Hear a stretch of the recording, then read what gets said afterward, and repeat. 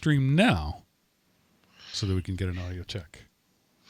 Hello, stream. How are you? Yo. Streamings. Nothing more than streamings. Hello, stream. How are you? Yo. Streamings. Nothing more than streamings. All right. So that works. I'll go ahead and close that to save the squirrels a few trips around the wheel. Yesterday was such a beautiful day here. I don't know what it's like there. Both of your theirs. But it was like 78 and sunny. And so after we went to the movie, we just spent the rest of the day outside. And, out on the deck. I built a fire at night. We just had the nicest time. And today, my eyes are watery. My nose is runny. So if I mute myself suddenly, it's probably because I'm sneezing. So, what, from the smoke? From the fire? Pollen. Oh, the pollen. Yeah. Yeah, there is that. I never had allergies until I moved to Georgia.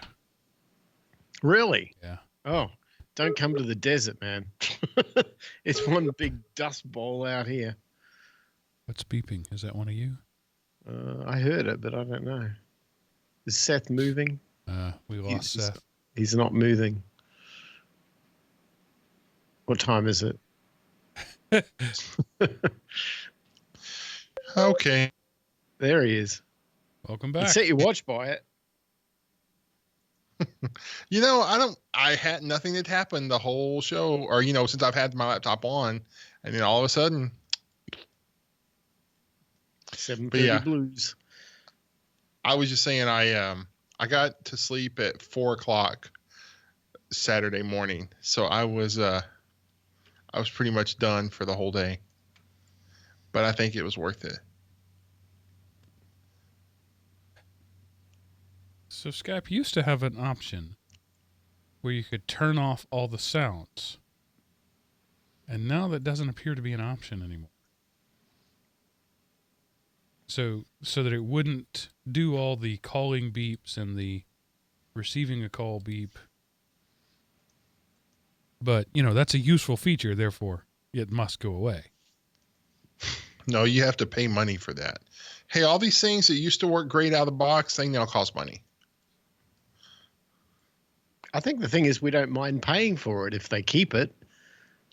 Well, if the paid for Skype was any better than the free Skype, I'd pay for it. But yeah, it's not.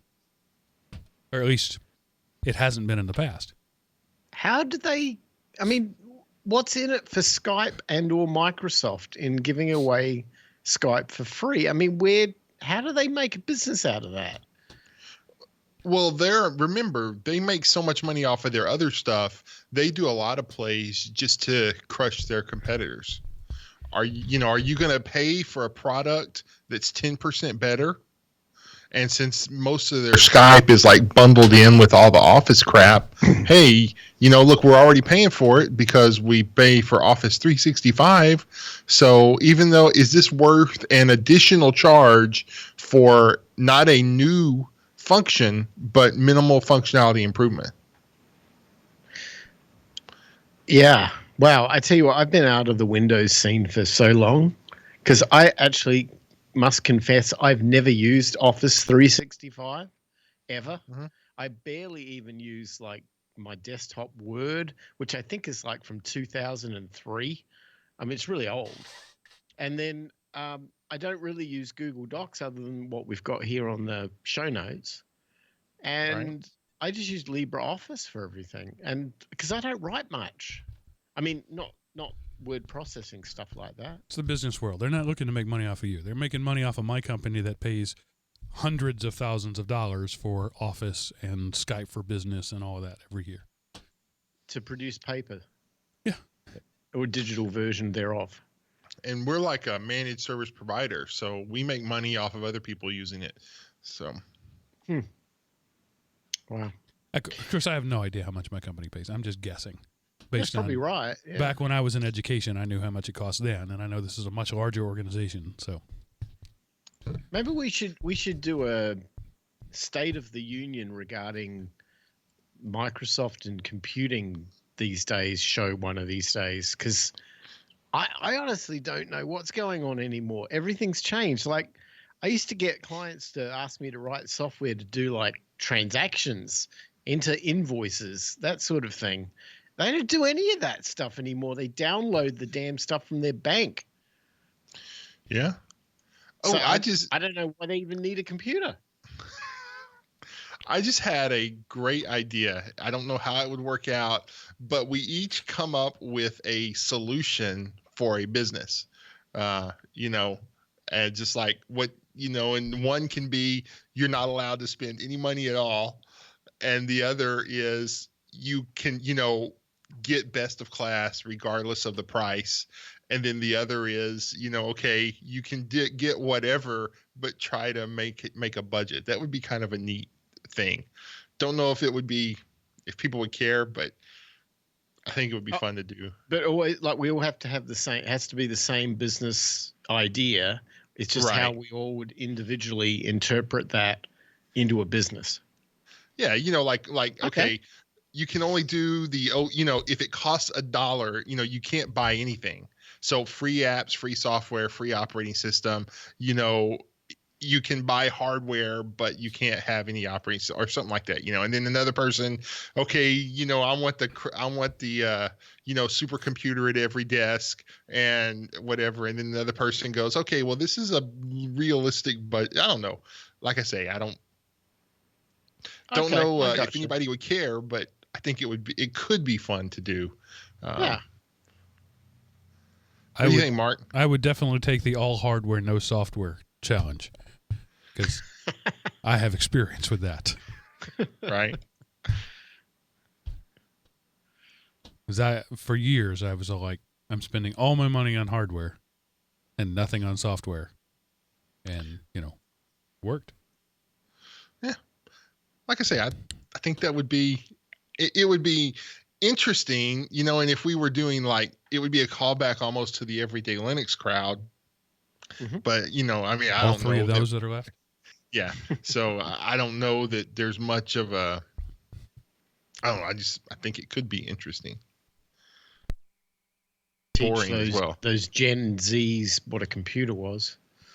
All right, they guys. only think there's phones now. Go ahead and start your recording devices. Click.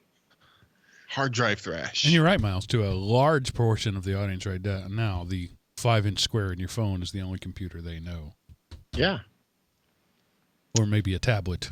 I don't know. The specs on my phone that I got that Samsung Galaxy thing, is as good as a laptop.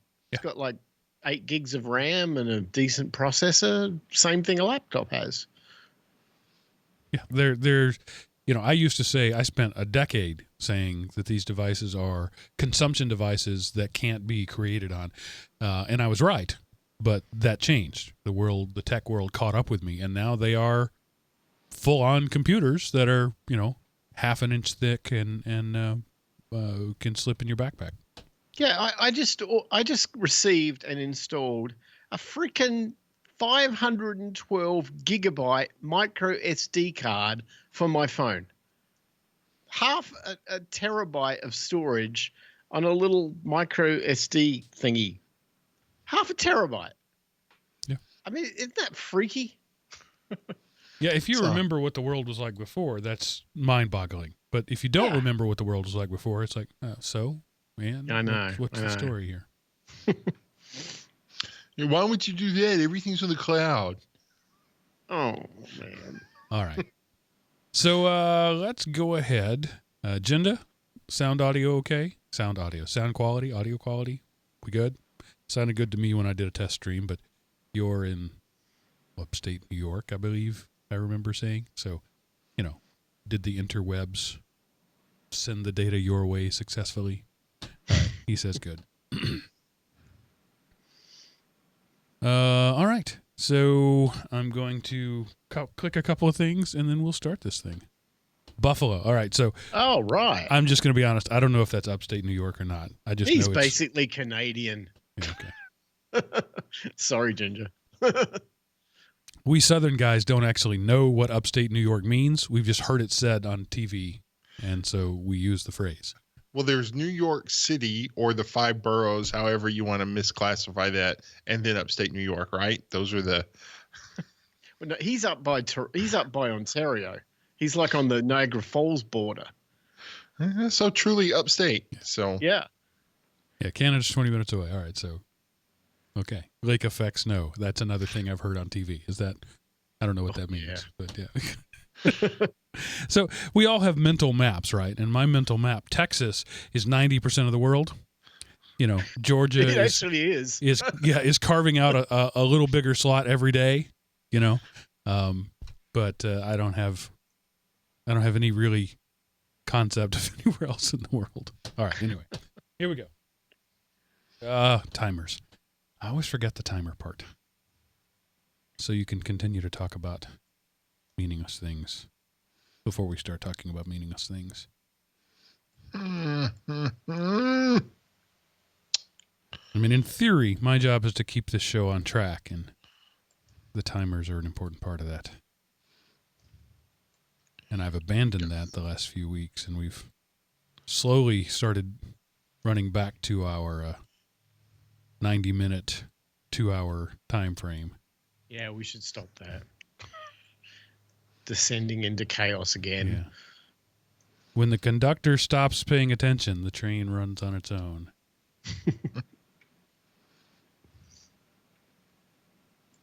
Well, it could be worse. I'm like a living sphinx. Everything I speak is either a metaphor or a simile. Like saying I'm like a living sphinx. That was another example. My kids call me on that sometimes. It's like, that's your fourth metaphor in your telling us to go to bed. All right? Would you just knock it off? Like, we'll go to bed if you promise to lay off the metaphors. That's a dad thing. It's like, okay, bedtime, I'm calling it. All right, Dad, we totaled it the penalty minutes and we get an extra 33 minutes today.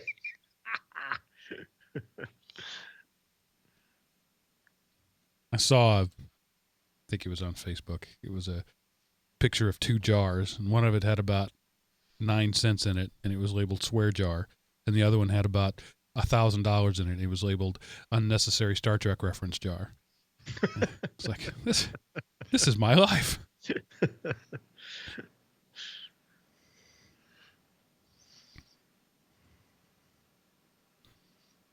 I bet in 100 years, somebody will still know what Riker means. It may not be relevant, but it'll be at least on the radar. That's my projection. And, we'll see in 100 years if I'm right. It's a nice thing about making predictions like that is nobody will ever be able to call me on it. All right. I am going to start the timer and then do this thing. Here we go. Hello, everyone, and welcome to the Geek Rant, episode 357. Geek Rant, assemble!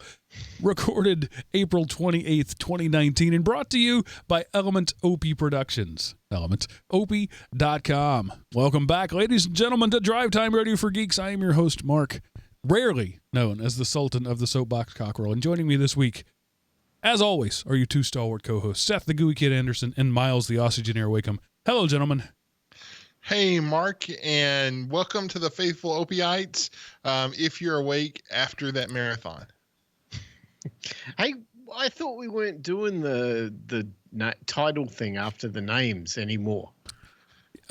Sure. Did we talk about that? I don't remember. I just know that I'm in Ron Burgundy mode, and that's what I do. So you got to give me something else to say. You got to put another thing on the teleprompter. Oh, I don't recall anyone saying that. I just do it because, I don't know what else to do. Yeah. Are you going to take that away from me too? It does seem to be sort of an artifact of a distant time. I mean, but whatever. Yeah. So just a little programming note. If you hear sniffling and sneezing and coughing and sudden muting, that is because I am dealing with Georgia allergies. The pollening is upon us. So I will be muting myself quite often to sneeze and blow my nose. I apologize if I don't get all of that out, and some of it actually makes it through to you. Remember the burping episode? Maybe we can have something similar to that. Yeah, that was both one of our greatest triumphs and one of our greatest failures. Yeah. But yeah, well. So this week is a news show, and one of the news items I want to start with right up front is Thanos broke Run P. If you're not familiar with Run P, it's one of my favorite movie apps. As the title implies, it tells you when you can run and pee in a movie. So people watch the movie and tell you when nothing super significant happens or when it's only dialogue and when there's no plot. So you got, at this time, you can run and pee. And then it'll give you an actual synopsis of what you missed when you come back. So while you're peeing, you can be reading what you're missing while you're out, which is really cool. And the app has been around about 10 years. It's really grown over the years. It's got a thing now where it'll tell you, like, for example, Endgame, when the end of the Marvel logo runs, hit start, and it'll actually start a timer, and it'll buzz when it's time to run and pee, right? And so you can just have your phone in your pocket, and when it vibrates at you, you've got, a couple of minutes to go run and pee, and it'll tell you how long you've got. And then there are things that are listed as like emergencies, like you might miss something here, but if you really have to pee, now's the time to go. Well, Endgame being a 3-hour movie, a lot of people were signing on to Run P, and they actually broke the servers. Thanos crushed the Run P servers. I'm happy to say they're back up now, but for the first 3 days of the run, Thanos broke Run P. Wow. I mean, man. I've never heard of the site actually. So, but I purposely, for 6 hours before the movie, I ate nothing and drank nothing. So, and then just to make sure, right about 5 minutes before time, I ran out of this theater in the last preview. And then when I got back, somebody had taken my seat. So I had to get a different one. So I was like, but wow. I ended up sitting a little closer, which, for that movie, nothing wrong with that. I only go to theaters with reserved seating anymore. I just refuse to be part of the rabble. I won't do it. Well, if you go to a movie that has a start time of 10 o'clock, and it's just because you're driving by the theater and you're like, I'm going to stop and see if there's any non-sold out movies. And there was, so I bought a ticket and stayed. So, that's my planning that I put into the show. So Run P, while I'm doing an ad, they have an interesting payment model. It's advertiser supported. You need P coins to get the latest movie. Once a movie is a couple of months old, they'll release that information for free. It's on the list. But if you want the latest movie, you have to use a P coin. You can watch 3 video ads per P coin, or you can pay $1 for 10 P coins. Or for $20, you can get unlimited P coins. So it's a unique payment method. I bought 20 P coins for $1 just recently. For $2, and so I'll be good for a while. I don't see 20 movies a year, so I'll be good for a while. But in case you're wondering, in Endgame, when you see Hawkeye alone in a puddle, you got about 3 or 4 minutes to run and pee. What goes on there isn't super important, and you can afford to miss it. So there's my free, you don't have to pay a P coin for that little bit of information. Okay, yeah. I will not protest on that one. So there will be no spoilers on this show about Endgame other than, well, it's not a spoiler. I would just say amazing movie. Amazing movie. I don't rank movies amazing very often. This one was just wonderful. I loved everything about it. I will watch it many, many times. So there you go. And Miles and I were having this discussion before we started recording. Is that because I'm invested in these characters? Am I invested a decade in and dozens, hundreds of hours of watching these movies over the last decade? Is it just because I'm invested that I thought it was amazing? So he's going to go this week and watch it. He doesn't really care about Marvel. So he's going to come back next week and tell us whether it had the same emotional punch for him, and we're going to spoil the crap out of it next week. So just be prepared. That's our topic next week. We're gonna warn you all over the place. If you haven't seen the movie before the show comes out next week, don't listen to next week's episode. Okay. All right. And then Seth, you saw a movie that honestly I'm just thinking I'm gonna wait for Netflix for, but you tell me if I should go see it in the theater. Shazam. I enjoyed Shazam. First of all, I enjoyed it a heck of a lot more than Captain Marvel. So I thought it was a good movie. There is a couple of places where they were very inconsistent with the logic that they set up with, but overall, it was a good movie. Kind of the hero's journey there. It wasn't just a cookie cutter kind of thing. In a lot of ways, it was an 80s kids movie shot in or released in 2019. So of course the good guys win because, it's a superhero movie, although, uh, you know, anyway, so I thought it was a good movie. I enjoyed it better than Captain Marvel. To me, Aquaman and Shazam are breathing some life back into the DCEU. After the debacle of Justice League, which I enjoyed watching, but wasn't a good movie. Aquaman and Shazam are breathing life into it. Not quite as enjoyable as Aquaman, but like I say, much higher up on the list than Captain Marvel. All right. That's good to know. And then, Miles, you're going to go way back and talk about a 20-plus-year-old franchise in the Alien movies. Yeah, but not in that order. Here's the weird thing. So I'm watching YouTube this week, as you do, and it sends these recommended shows. And it was one of these, like, did you see that movie Prometheus? No. In 2012? No? Yeah. You did? Okay. It's a Ridley Scott, it's an alien thing, right? But I guess since about 2000, everybody got on the whole prequel thing where all these movie franchises, you had to do the what led up to the first one type movie. So Prometheus is the prequel to Alien. And I was, I didn't even remember it, to be honest. I watched it way back when, and it didn't connect. I didn't click. But I'm watching this making of, and I'm thinking, wow, that's really cool technology that they used to make this movie. Maybe I'll go and watch it. So I dug up my movie collection, and there it was. And 7 years later, I watched this movie, and it stood up. It's a good movie. It's got a really amazing cast in there. I mean, it's pretty cool, and it kind of made sense even to a non-sci-fi genre guy like me. I enjoyed it. It was really good. And then after I finished it, I thought, what would it be like now to go back to 1979, having seen this prequel, and watch the first Alien movie? So I did. Oh my gosh.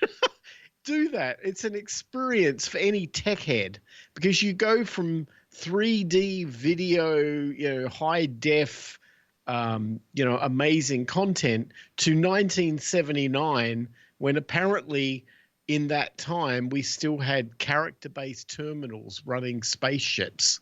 And it's just this amazing difference in how the world looked that was supposedly futuristic in 79 to what the world looked like, which is futuristic in 2012, as if the movie was before 1979. It's weird. It's weird. It's like this Doctor Who thing with aliens.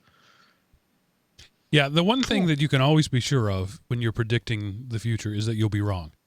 And whatever, you go back to, your 70s or 80s movies, they've got big clunky keyboards that make lots of noise when you're typing on them, but they're just wrapped in aluminum foil. And that's the future.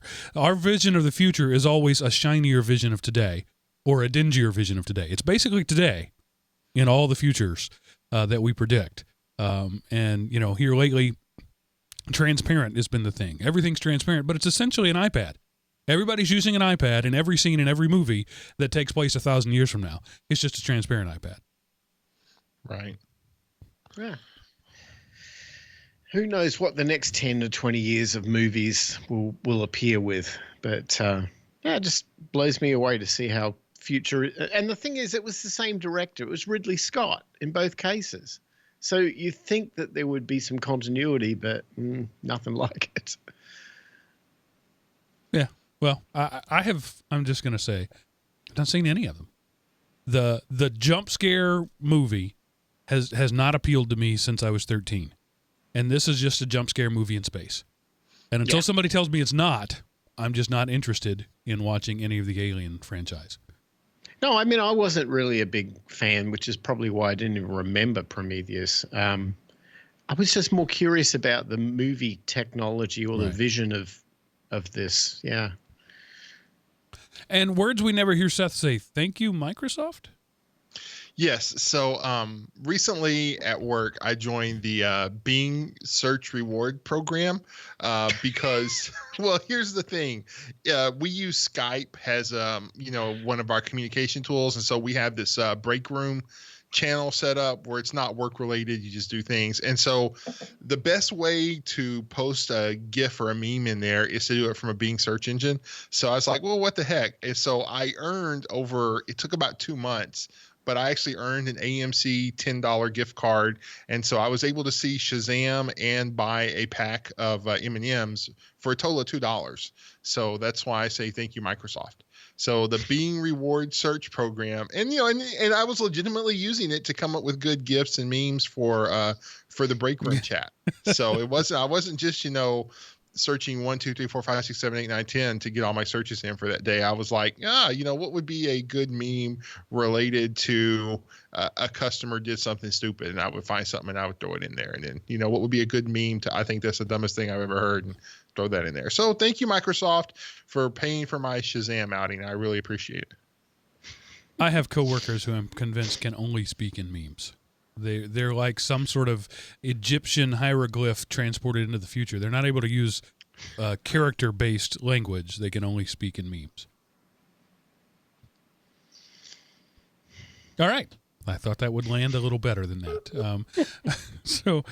Sounds like we've maybe lost Seth yet again.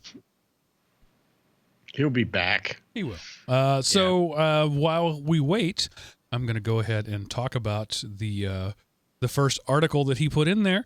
This is a news show. And honestly, I guess this is news in the sense that it's not old, but I'm not sure why anybody should care.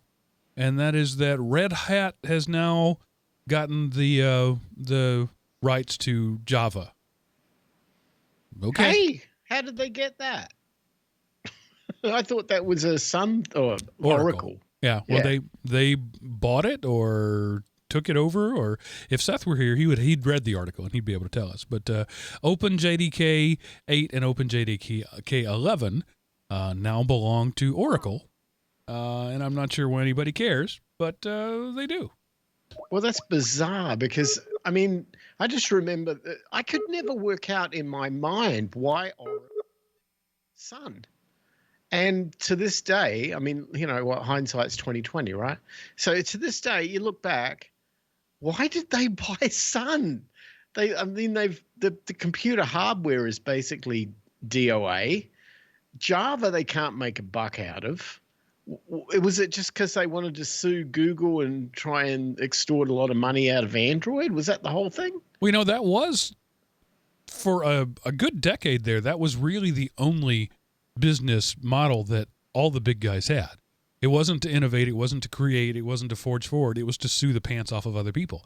And so while that sounds silly, did they buy this just for intellectual property? The answer is most likely yes, that's exactly what happened.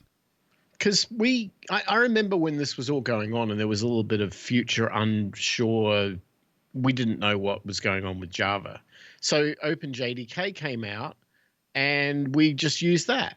And it was great because it was open, right? It was open source. So how are they selling it? I don't get this. I thought open meant we all can have it for free. The real question is, to me, does anybody care that Java is still around? It's legacy code, right? Node.js and Python and all those other new hotnesses are the new hotness. But JDK Java out there is still embedded in tons of systems. I think it's well on its way to being the COBOL or the Fortran of the future. there are still people who need to be able to code in those languages, even though they haven't been in active use in decades. And so Java is probably going to be like that. It'll probably be generations before it is sunset fully, just because it hangs on. Things like that do hang on. Well, the thing with it was that it used to. I remember having discussions with various people in the IT, probably 10 years ago, maybe even longer, and I'd get people who were just leaving college or whatever, and they were all being taught Java in college. That was like comp sci Java was the standard educational language of choice then. And people would come to me and go, "What language should I learn where I can get, a good paying job? Like, where's the money out there?" And Java used to be the money. If you were an enterprise Java beans type guy, you could command good six-figure income as a software developer. But eventually everyone started to realize, particularly when the browsers started shutting off all the Java SDK stuff in the browsers, that Java wasn't going anywhere.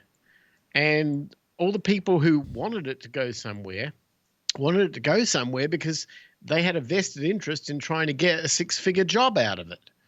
I don't know. I mean, look, programming language choices is like a religious thing. You're going to get programmers yelling and screaming, "Well, yeah, but it's blah, blah, blah." But the reality is these days, I don't know who actually hires Java developers anymore. Seth, what are your thoughts? Oh, I thought, I look at how Oracle, I don't know. I think Oracle hated Java, and they thought, we're good at killing stuff, so let's acquire that and kill it. And now that we've dissected the corpse and took out everything we wanted, let's just kind of throw the carcass out there. And the community goes, "Man, remember when Java was awesome? Let's keep it around." And so that's what they're trying to do. So maybe there's resurrection in their bones, or bits, I guess would be a better thing. Or maybe it's just people need to do their grieving, and the open source community does their grieving by attempting to maintain a project past its point of viability. Well, Seth, while you were out, we had the discussion that maybe the only reason that Oracle ever bought Sun was for the intellectual rights to sue somebody. And I commented that was big business. That was the main business for a while there. And maybe I misspoke in that for a while there. Maybe it's still the thing, because people who can't take down Apple on the business of actual hardware and software are trying to sue them because they want a piece of their money without actually doing anything. Well, it's not that without doing anything, you see, because the crux of the lawsuit is, hey, Apple was hiding the fact that the iPhone sales were declining, and because they were hiding the news and they were manipulating reports to make their stock price go up so they could attract investors. And unfortunately, that gets it out of the fanboy realm and into the legal realm, where lawyers got involved, and the lawyers think, well, I've already lost some money, so let me see if I can recoup some of it. And I'm bored. I haven't had a good trial these days. Nobody wants to go to East Texas to sue anybody, so let's see if we can't get a lawsuit together. And so that's what happened here. So no investor has lost money on Apple. They just haven't. They may have lost money in the last quarter. No investor has lost money on Apple. I think lawsuits like this are specious beyond belief, because Apple has done nothing but pad the pockets of anybody who came near it for decades. And I'm not an Apple fanboy. I'm just telling you that's the way it is. And now they're trying to get, their quarterly profits out of lawsuits instead. Well, the lawsuit is only open to people who purchased between November the 2nd and January the 2nd. So it's during that quarter that Apple was manipulating the data to make it appear that the market was up and to the right instead of, or up and to the left instead of down and to the left. So if they were manipulating and putting out false information, which I don't know how you'd be able to prove that, because it's all advertising anyway. But if they were putting out false information, then hey, might as well sue them too. But so, like I say, it's not just anybody. It's open to a certain subset of people. And yeah, do I think they have a leg to stand on? Not really. But, did I think somebody would make $1 million because they spilled hot coffee on themselves? I didn't think that would happen either. So deep pockets. Yeah. That's all this is. It's deep pockets. I mean, all you've got, look, anybody out there who is who hasn't gone out into the real world and realized that people don't buy, that phones are not such a hot thing anymore. Like, everybody's got one and they're kind of boring. would realize, of course, the iPhone sales are declining in the same way that Samsung sales are declining and Motorola sales are declining, because phones are just an assumed article now. They're not, you don't need to spend $1,500 for the latest phone. People are starting to work that out. And consequently, yeah, sales will decline. I don't think Apple hid that. I mean, I heard Apple saying constantly that, our third quarter earnings of blah, blah, blah is lower. iPhone sales are not as strong as they once were. Yeah, okay, go and invent something new, Apple. Well, they can't. Steve Jobs is gone. Yeah. And without him to that. steal ideas from engineers, they got nothing. Well, Yeah, that's the problem. What is it? Yeah, nobody else is inventing anything new, so Apple can come along and tweak it and claim the glory. So now Apple's hit their desperate period. They're desperate. They bought Beats. What on earth does that have to do with Apple? A set of headphones. Brand Come on. recognition. That's all it's about. They made a bunch of hip hop guys, or they're all starry-eyed over, rich and even more famous for having billions of dollars. Give me a break. And the year is still young. It's only not quite May, but I think Softpedia News gets the award for best headline of 2019. I'm just going to read it because I can't do better. Microsoft Live Tile service hacked as the company forgot it existed. yeah, that was okay, so Microsoft did a lot of things that don't work, and so this was one more thing they did with Windows 8. You could kind of do live tiles. It's whoever dreamed up Active Desktop is still in the company, or maybe it's a group of hackers who dreamed up Active Desktop and no one at Microsoft really did it. It just showed up in Windows, and then material showed up in the marketing department, so they went with it. That's probably a good theory. So anyway, the 8.1 start screen had these live tiles where you could get the website and show data on there, and then they depreciated the service, but they didn't turn it off. And so this guy found that he could basically register the entire Azure subdomain and take it over. And then somebody pointed out to Microsoft, and they go, "Oh crap, let's actually delete that this time." But yeah, I thought that was a great title as well. And really, the amount of harm that could have been done by this is almost zero, because while there are systems out there running those live tiles, you would have had to have a custom live tile made by this, and you would have had to have that custom live tile captured. So it's a fun story, but probably not a real thing. Yeah, no harm was done. Well, there's one person out there probably who. Right. No, I'm sorry, I can't even say that. Never mind. So it's kind of trendy these days to dump on big companies. We've just dumped on Apple and Microsoft and Sun all in one shot here, and Amazon is no stranger to that. And lately, I have found myself being a Prime defender, a defender of the Prime service. I happily pay my $100+ a year. I don't even know what it is now. Whatever it is, I pay it happily. It's gone up a couple of times, and people say it's just not worth it. So Amazon's threw the hammer down and said, "You want us to prove that we're worth it? How about 1-day delivery by default?" I mean, there was a time patience was a virtue and not one of the 7 deadly sins. I don't know. I think it's ridiculous. 1 day. I mean, the reason, they're coming out with 1 day, and so this means that they're going to jump the price of Prime up again soon to make up for this. They're throwing these things in there and then increasing the value to justify it. So, these are justifications for future value or price hikes, and it's not something that is needed.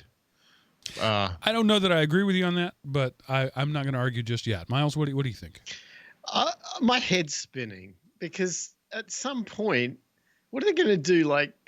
You think you need something and blink and the thing's at your door? Is that the next step? I mean, let me expand upon where I'm weirding out over this whole thing.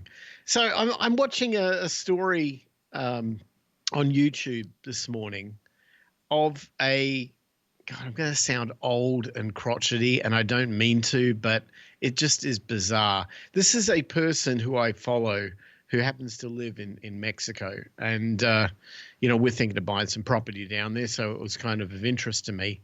And it's a young couple that have a kid. I think the kid's like maybe 3 or 4 year old. And they went down to Mexico, and the husband works as a sort of a digital nomad, and the wife produces YouTube videos, and she's actually quite good at it. But they decided on a whim that they wanted to go to Tokyo one day. Now, I don't know why, but they filmed this whole, trip to Tokyo. So, how do they do it? Well, they go on this internet site and they book the tickets, and then they go here into Uber to get to the airport, and then they book the hotel on Expedia or whatever it is. Everything's like this internet experience. It's like this wasn't a trip to Tokyo. This was follow the URL from one thing to another. But it was just like, well, this is how the kids do it now. Okay, fair enough. I get that. They get to Tokyo after flying for 13 hours, and they pull their phone out to order an Uber, and they don't realize that it's going to cost them $400 to go from the airport to Tokyo because they didn't think to look ahead. They didn't plan anything ahead. They end up trying to find a train that puts them out in the middle of Osaka somewhere. They end up getting in the wrong place, and they've flown with a small kid for 13 hours, and now they're going to spend the next 10 hours fumbling around trying to work out where do I go, what train, whatever. They eventually, after like 10 or 12 hours, get to a hotel, land there. Their poor kids in tears. They're absolutely destroyed. What do they do? Well, they want to eat something because they're hungry. What would you think was their first thing that they would do to eat something? Grubhub. Yeah, well, Uber Eats in this case, but yeah, come on. At some point, life is not a URL. And Amazon's plans to make Prime shipping one day extends the life is a URL. I don't have to plan anything ahead of time. I don't need to know where I am or look at a map. God forbid what that is. A piece of paper, please. I've got Google Maps. This is the world we're living in, people. It's this crazy URL infused experience that isn't really an experience. The Get Off My Lawn segment brought to you by Miles Wakeham. Really? So I'm going to rebut a couple of those things. Miles, suck it up. That's life. You are a relic. You are a dinosaur. That's the way it is. Seth, this is not justification for raising the price. They may, in fact, they will probably raise the price, but only because things get more expensive.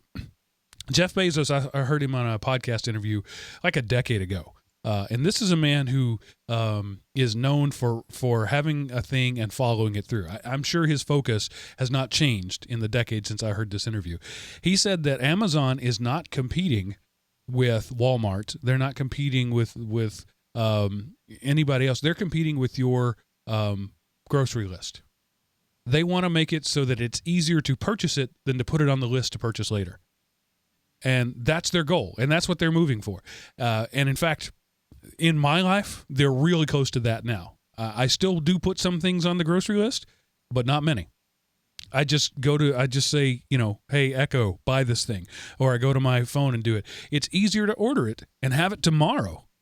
And, the one-day delivery is going to be the default. One-day delivery in a metro area like Atlanta has been happening for a long time now. And now they're just going to make it the promise instead of the bonus. So I just think this is just Amazon, Jeff Bezos' focus for the last decade has been to make things so easy to buy that you don't even write down that you need it, you just buy it. And when you get into that mode, it's not about increasing how much you pay for Amazon Prime, it's about increasing your consumption. Studies have shown time and time again that the easier something is to purchase, the more likely you are to purchase it. People buy up to 30% more, or maybe it's more than that, but I think it's 30% more when they use a credit or debit card than they do in cash because it's so easy and they don't think about it. This is just that trend continuing. This is data mined, psychology mined, behavior modification to the really fine degree, where Amazon says, if we can take, to use Miles' point, your planning out of it, if we can just make this so easy to purchase and just be in your routine that you don't even check the price anymore. You just know that it's convenient. You're paying for convenience. And, I'm almost the toad that's been cooked. I'm not quite there, but I'm really close in that, I am so in the Amazon ecosystem that I just order things because I want them. I was in my shop. I was working on a project. I'm almost out of wood glue. I yelled at the Echo device that is adjacent. It's not in my shop, but it's in the room adjacent to it. Said, order wood glue. And the next day, a gallon of Type Bond 3 wood glue appeared on my doorstep. And that'll last me probably a year, right? But it was just that, it was that convenient. I didn't compare prices. I just thought I need the glue. There's a device that can get me the glue. And now I have the glue. So I don't think this is pure justification for raising the price. I think it is just the mission that Amazon has been on. They want to be the everything store. I don't know. On the one hand, yes, you can get stuff faster, but dear Lord, do we need it that fast? No, we don't. And we lost something today. Sorry. Well, speaking of losses, how about Google Fiber promising gigabit fiber to cities all throughout the country and then not delivering on that promise? They pulled out of Louisville and wrote a big check to Louisville, maybe, but it's a penny pocket change to Google for the privilege. Yeah, so they're exiting Louisville to the tune of $3.8 million plus contributions to nonprofits in the area. So, I don't know, this is the problem with things, companies like Google. Hey, we're so big, we're going to do this. And, this is harder than we thought it would be. Bye, y'all. So, and so people are left stuck with, who are the two, Satan and Misfito, that were left, or I'm sorry, AT&T and Charter. So, pretty similar there, are still offering broadband in Louisville. So, Google had the promise and, they're banking.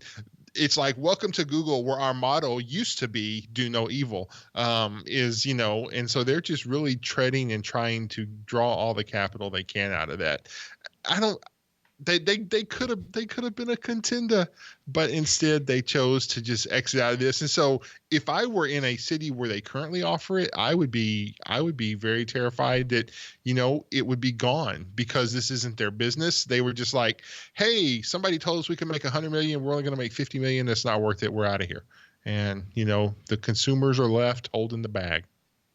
Well, this is 5G all over. This is what's going to happen. 5G is killing the cable business, whether it's fiber or coax. It's killing it. You get a gigabit over a 5G connection. What do you need a cable in the ground for? And I think Google just came face to face with the fact that they didn't get this done fast enough, and technology, leapfrogged them. I'm going to be big company defender. Apparently, that's my role today. I think that Google never actually intended to be an ISP. They intended to force ISPs to get off their butts. And it worked. I have gigabit internet right now. I'm coming to you over a gigabit Wi-Fi connection or internet connection from AT&T that would not have existed if Google Fiber hadn't been a thing. Because the other companies had no reason to innovate. They had no reason to improve their services. Google Fiber gave them a reason. And yeah, they've made some people mad. They've made some mistakes, absolutely. But I think end goal achieved. Google gigabit internet exists now because of Google, even whether or not Google delivers it. For places where Google was going to come to, for the rest of the country, there's no great rush to do gigabit. That's true. It is a metropolitan thing, but it is much more popular, much more spread about. And Miles, I think 5G is still a few years out, but we have definitely seen the increase in competition cause the other people to get off their butts and do something. Google was always about going to lose money on this proposition. I think now they just decided that, mission accomplished and they're going to pull out. I am noticing a lot more 5G in the news, though. The first thing, well, hey, my IndyCar guy, Will Power, number 12 here on my hat, his car livery for the Indy 500 this year is Verizon with 5G on his car. So they're pushing that thing like crazy. I've seen a lot of news stories about Huawei selling 5G technology modems and routers and whatever else in Canada, and how there was some concerns about security. But again, it was pretty much like they're the only player in that sort of backbone technology area at this point. It's like it's starting to become a very common, kitchen table discussion, even though it doesn't exist. I mean, they're selling 5G phones. They're very expensive and there's no service to back them up, but they've already begun offering, Samsung's offering 5G phones through Verizon now. Somebody wants to be the first cab off the rank because they want to get that early adopter advantage. And I think Verizon are pushing it really hard. I think that's pushing everybody else to push it really hard. And it may be that it's not so much a few years. It could be a 12-month thing. I hope you're right. I don't think you are, but I'd love to be proven wrong on this. The 5G, quote unquote, that we're seeing right now is really just 4GE. It's enhanced 4G. There isn't actually any 5G hardware available. The phones that they're selling you are 5G capable, 5G enabled. They're using special language like that. They're not actual 5G, and because the hardware doesn't exist in terms of handsets or transmitters on any wide scale yet. But yeah. Maybe by Christmas next year, maybe you'll be right. But I hope you are. Yeah, more options, the better for everyone. Right. And once, the gig seems to be sort of the standard right now. That's the thing everybody's looking for. Once gig is available everywhere, then, the other guys have no choice but to innovate. They have no choice but to do something.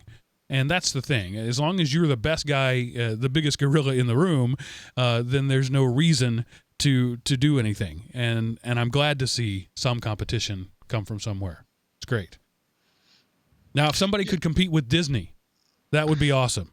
But so far, nobody can. And just to make things worse, they're going to pull all their stuff off of all their own streaming services and do a Disney Plus streaming service, which means now I have to pay an extra $10 a month because my daughter has to watch Marvel stuff. Well, and lucky for you, it's only an additional $6.99 a month. So it's going to start November the 12th, apparently. And the reason we're putting it on the news is because it was officially announced like the 19th. So since we didn't do a show last week, this is the first show where it's been official. And so, they're going to have tons of movies and all of this. So it's like there's already the freaking Disney Channel and Disney Radio and, ESPN and Marvel and now most of Fox. Dear Lord, now there's another streaming service. So, how is Netflix going to compete? Because, you have CBS pulled their stuff out. Warner Brothers tried to do their own thing. And so the great aggregator that Netflix was, where it had to deal with all these other places and everybody could contribute and get some money. Now all these other places are doing their own thing and it's ridiculous. I mean, so Netflix and Amazon are producing their own content, some of which is okay. Some of it is just to fill storage space. And, so dude, you now you pay for cable and then you pay for HBO and Showtime and Skinamax and Disney and CBS and ESPN Go and Netflix and Hulu. And I mean, and then you wonder why there's no money left over to go into a retirement account because you've got all of these recurring charges on your bill. And, and then we gripe at the government because everything is so expensive. Well, the reason everything's so expensive because we waste our money on frivolous crap like this. And because people are going to get this, there's going to be some other company, I forgot to mention YouTube has their paid option as well. So there's just one more company going to come with one more monthly charge to take more money out of your pocket so that you're in debt. And because willpower and patience and all of these things are drained out by stuff like next day shipping from Amazon. Sorry, Mark, I had to take the dig. You know, you have no willpower left to say no to this. So, wow, Seth yay, Seth just blamed Disney for the downfall of our civilization. That's a pretty good leap in logic there, Seth. But because Disney is opening their own streaming service, there's no hope for our country. No, I didn't say it was the cause. I said it is it's a symptom of the problem. So this is exactly. But if you want to say the cause, go for it. This is what the content creators want, though. They want direct, from kitchen to table kind of support. They want to be able to distribute their content with minimal middlemen to your TV. And the cable industry for so many decades controlled anything that they could produce and who was going to get exposure. And now all of a sudden they've got options. We've got, cable providers who would cancel show X and Netflix picks it up or Amazon picks it up. It's great for everybody. But you're right. The pricing, the whole idea of being a, quote, cord cutter was to save money to get off cable. The combined cost of all these individual services is probably more than your cable bill was. And there's also no guarantee that this $6.99 a month subscription will stay that way. I find out this week my YouTube TV subscription, which started off at $35, is now $50. So I'm not saving any money off my old DirecTV service anymore. So I don't know. This is not going as planned. No, I've always been careful to caution people about the saving money on cord cutting. This has never been a money saving thing. It has always just been about getting what you want where you want it. It was never going to cost any less. It just got us in there for a little bit. I'm still one of the few guys in the world that actually goes to the store and buys DVDs for this reason, because then I can have them. And they're in my collection. And if I want to go back and watch a movie from 1979 like you did, Miles, I have that option. If you're depending on your streaming things, Netflix, as good as it's always been, everything goes away from Netflix eventually. Mm-hmm. And I don't know how this Disney thing is going to be. I wonder if that means they're not going to sell their stuff on iTunes and Google Play anymore. I don't think that's what that means. But it may be. It may be that if you want it online, you go to Disney Plus to get it. If you don't want it online, you go buy the DVD or the Blu-ray. So it'll be interesting to see how that works out. But this is just, the way the world is going to work these days. It's the captive portal all over again. It's the landing page. Remember when every company had a landing page and you had to go there? They're just trying to re-aggregate that. Everybody wants their own part of the universe. Yeah, well, and you said you go to, but how long until the next Disney thing isn't available on DVD and the only choice is? Yeah, we'll see. That may be the case. Yeah, I got a movie a couple of weeks ago on Amazon Prime Video, and great. I want to keep this movie. I want to add it to my collection. I can't. Right. There's a download option, but it only plays on Amazon's players until they decide to not do that anymore. Yeah, you just have to trust that that'll be there, that the company won't go out of business or just change their rules arbitrarily. It's a much more trust-based society than it ever has been in terms of digital media. Yeah, you hear that, Google? Yeah, nobody trusts Google anymore because, like Google Fiber, they just dump the baby out with the bathwater anytime they feel like it. Yeah, Google Plus, bye-bye. Yeah. And really, I guess the only thing left to say about this is, Seth, what happened this week in history? All right. Well, I wanted to, and this is probably the root cause of the downfall of Western civilization here. On April the 28th of 2003, iTunes Music Store was launched. So Apple Computer launches the iTunes Music Store. The store sells music for 99 cents a song for use with the Apple iPod and iTunes software. While it's not the first service to sell digital music, it becomes the first to gain widespread popularity. The service, it ends up becoming an instant success, selling well over 1 million songs in its first week, and it goes on to change and revolutionize the music industry forever. The iTunes Music software is now the #1 music retailer in the United States. It surpassed Walmart in 2008.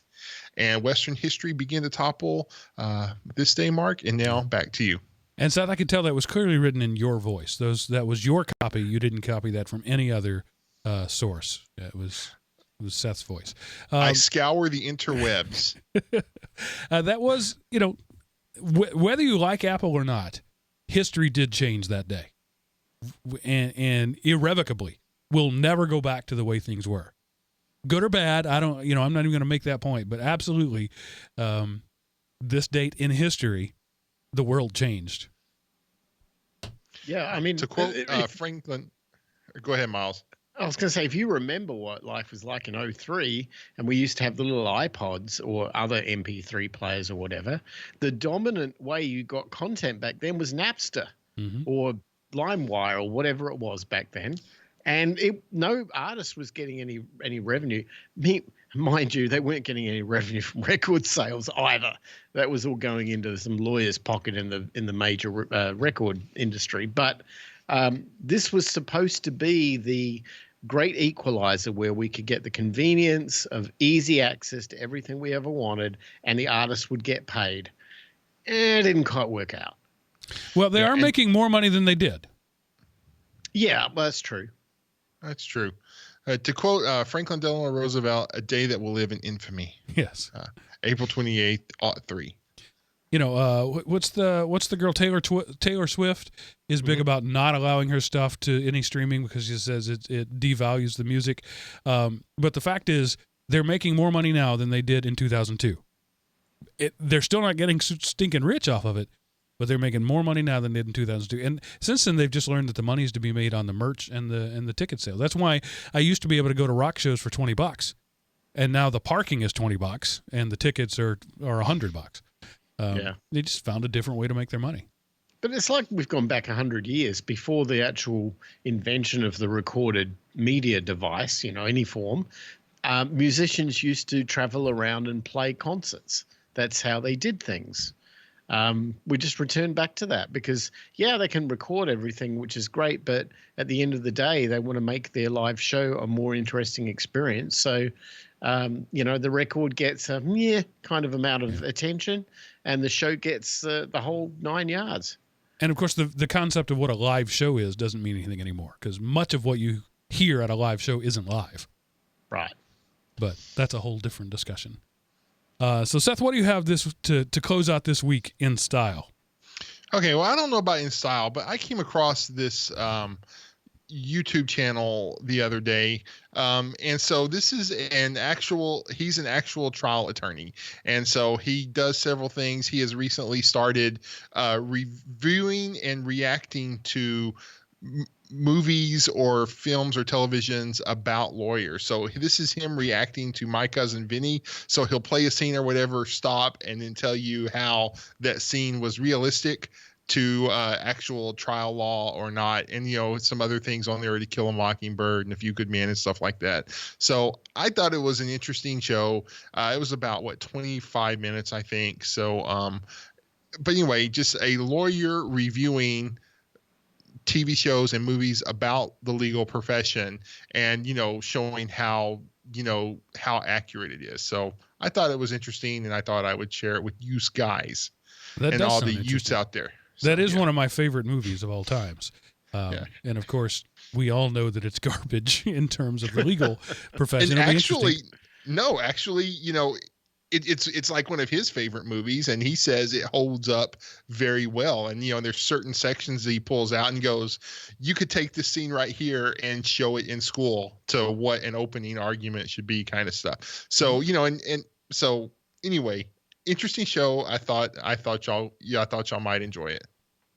Would you care to rebut everything that guy there just said? Is anyway.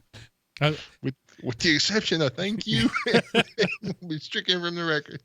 I feel that I have quoted that particular line. Everything that guy just said is BS. That is the state of political discourse in the world today. Guy stands up, makes a cogent argument. Another guy stands up and says everything he just said is BS. The crowd applauds, and that's his whole argument. That's how Ocasio-Cortez gets voted into power. Mark, we were having fun. Yeah, you just blame Disney for the downfall of the country, and when I talk about political discourse, suddenly I'm the downer in the room. No, it was who you talked about. Yeah, Sorry, okay. I thought that was self-evident. All right. So this is the part of the show where I tell you how you can feedback to us. If you want to know if you want to make your presence known, you can do that by going to elementop.com. Click the contact us button at the top of the page, answer the world's hardest CAPTCHA, and fill out the form that you see there. That will send an email to my inbox that gets priority over everything else. In spite of my many, many Amazon packages incoming and all the tracking information they send me, I will read your email first. If you do that, you can also send an email directly by emailing geekrant@elementop.com, or you can dial us up and leave us a voicemail at 559-IM-OP, and leave us a Google Voice message there. As long as Google continues that service, it could be any day now, and we'll do that. So we appreciate you for being on the show, Seth Miles, as always. You just read the no, never mind. I thank you guys for being here with us. This is one of the highlights of my week every week, and thanks for doing it, listener. Jinda, thank you for being in the chat room as always. Listener, thank you for listening. And that's it for this episode of the Geek Rant. We'll see you next week, and remember, pay for what you like. What he said. Thart was fun. Really, really made me nearly bust a gut there, Jinda. I know it was just a simple typo, but I pictured you saying it like a pirate. Thart was fun. And it just, nearly made me bust a gut. All right. So YouTubers, I understand that I'm up to now about 12 views a month. So yay, numbers are looking up on YouTube. I don't know.